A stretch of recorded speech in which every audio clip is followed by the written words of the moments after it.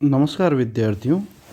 आज हम बात करेंगे हमारा जो क्लास 8 है, जो उसकी जो भूगोल है, जो भूगोल बुक है, उसके बुक के पीछे जो वस्तुनिष्ठ प्रश्न दे रखे हैं उनके बारे में। तो बिना किसी देरी के हम स्टार्ट करते हैं। जो हमारा जो पहला पार्ट है और उसका जो पहला प्रश्न है वो है, निम्नलिखित में से कौन संसाधन को निर्धारित नहीं करता।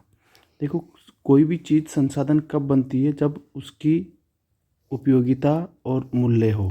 कोई भी चीज़ जिसकी उपयोगिता और मूल्य हो वही संसाधन को निर्धारित करती है। तो यहाँ पर है कि संसाधन को कौन निर्धारित नहीं करता, तो वो आ जाएगी आपके मात्रा। उपयोगिता और मूल्य करता है, जबकि मात्रा नहीं करती है। चाहे कम हो या ज़्यादा हो, अगर वो उसकी यूटिलिटी नहीं है और उसका मूल्य नहीं है ना, तो वो क्या नहीं है, आपके संसाधन नहीं है। ठीक है, आगे देखिए अगला क्वेश्चन। अगला क्वेश्चन है अपना,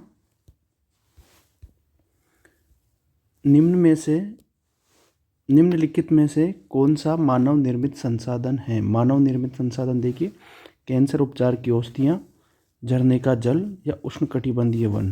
तो देखिए, जो झरने का जल है वो प्राकृतिक है और उष्णकटिबंधीय वन भी प्राकृतिक है। तो इसमें जो आंसर आ जाएगा आपके, कैंसर उपचार की जो औषधियाँ हैं वो क्या है, मानव के द्वारा निर्मित है। अगला क्वेश्चन देखिए, जन संसाधन होते हैं जीव जंतुओं से उत्पन्न, मनुष्य द्वारा निर्मित या निर्जीव वस्तुओं से उत्पन्न। तो इसमें आ जाएगा आपके जीव जंतु से उत्पन्न। जैव संसाधन जीव जंतु से जो बनते हैं वो। अगला क्वेश्चन देखिए, निम्नलिखित में से कौन सा कारक मृदा निर्माण का कारण नहीं है? कौन सा कारण मृदा निर्माण का नहीं है? इनमें से समय, मृदा का गठन या जैव पदार्थ। देखिए, समय बिल्कुल मृदा गठन का जो कारण है, कारक है। और एक जैव पदार्थ भी क्या है, मृदा निर्माण का कारक है। जबकि जो मृदा का जो गठन है वो इसका कारण नहीं है। तो जो आपका आंसर आएगा इसमें वो आएगा मृदा का गठन। अगला क्वेश्चन देखिए, निम्नलिखित में से कौन सी तीव्र ढालों पर मृदा अपरदन को रोकने के लिए सर्वाधिक उपयुक्त है? कौन सी जो विधि है वो जो तेज जो ढाल हैं उन पर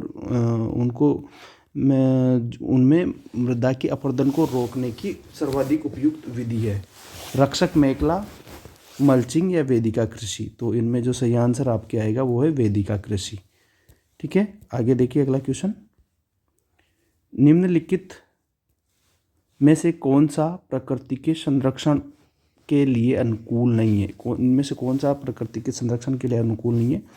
बल्ब को बंद कर देना चाहिए जब आवश्यकता न हो। नल को उपयोग के बाद तुरंत बंद कर देना चाहिए। खरीदारी के बाद पॉली बैग को नष्ट कर देना चाहिए। तो जो इसमें आंसर आएगा वो आएगा आपके, खरीदारी के बाद पॉली बैग को नष्ट कर देना चाहिए, नष्ट नहीं करना चाहिए। ये इसे पॉली बैग अपने को खरीदना ही नहीं चाहिए, इसलिए इसमें क्या आंसर आएगा, लास्ट वाला। अगला देखिए, निम्नलिखित में से कौन सा खनिजों का लक्षण नहीं है? इनमें से कौन सा खनिजों का लक्षण नहीं है? वे प्राकृतिक प्रक्रियाओं द्वारा निर्मित होते हैं, उनका एक निश्चित रासायनिक संगठन होते हैं, वो असमाप्य होते हैं, उनका वितरण असमान होता है। बिल्कुल ये तीनों सही है, जबकि जो ये वाला आपके ऑप्शन है वो असमाप्य होते हैं, ये गलत है, वो समाप्य भी होते हैं। ठीक है, अगला देखिए, निम्नलिखित में से कौन विश्व में तांबा, सबसे ज़्यादा जो तांबा है उसका उत्पादन कहाँ पे होता है? तांबा कहाँ निकलता है? बोलिविया, चिली, घाना या जिम्बाब्वे। तो जो इसका सही आंसर है आपके चिली में सबसे ज़्यादा तांबा निकलता है, कॉपर। अगला देखिए, निम्नलिखित प्रक्रियाओं में से कौन सी आपकी रसोई घर में द्रवित पेट्रोलियम गैस को संरक्षित नहीं करेगी? जो आपकी जो एलपीजी है ना, एलपीजी को कौन सी जो प्रक्रिया है वो बचाएगी नहीं? गैस कौन सी प्रक्रिया नहीं बचाएगी? पकाने से पहले दाल को कुछ समय के लिए भिगोना, बिल्कुल सही है, ये बचाएगी। प्रेशर कुकर से खाना पकाना, बिल्कुल ये भी बचाती है। पकाने के लिए गैस जलाने से पूर्व सब्जी काट लेना, ये भी सही बात है। खुली कढ़ाई में कम ज्वाला पर भोजन पकाना, कम ज्वाला पर भोजन पकाना, बिल्कुल ये सही आंसर है। अगर खुली कढ़ाई में आप कम ज्वाला पर भोजन पकाओगे ना, तो वो ज़्यादा आपके क्या खाएगी, आपके ज़्यादा गैस को जलाएगी। अगला क्वेश्चन देखिए, उद्यान कृषि का अर्थ है, उद्यान कृषि किसे कहा जाता है? गेहूँ उगाना, आदिम कृषि करना या फलों और सब्जियों को उगाना। क्या आएगा इसमें? जो आंसर आएगा वो आएगा आपके फलों और सब्जियों को उगाना।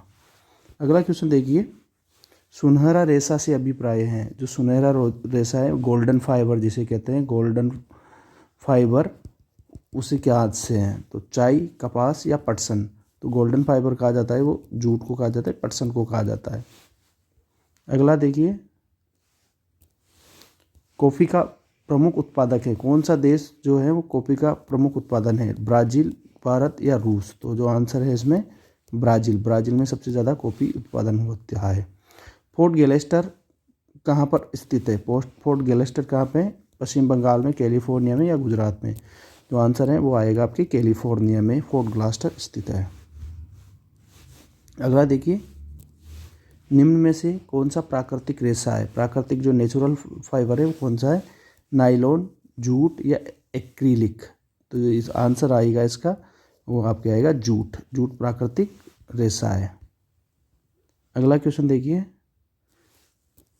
जनसंख्या वितरण से क्या तात्पर्य है? जनसंख्या वितरण क्या होता है? देखिए, किसी विशेष क्षेत्र में समय के साथ जनसंख्या में किस प्रकार परिवर्तन होता है? किसी विशिष्ट क्षेत्र में जन्म लेने वाले लोगों की संख्या के संदर्भ में मृत्यु प्राप्त करने वाले लोगों की संख्या, या किसी दिए हुए क्षेत्र में लोग किस रूप में वितरित है? लोग किस रूप में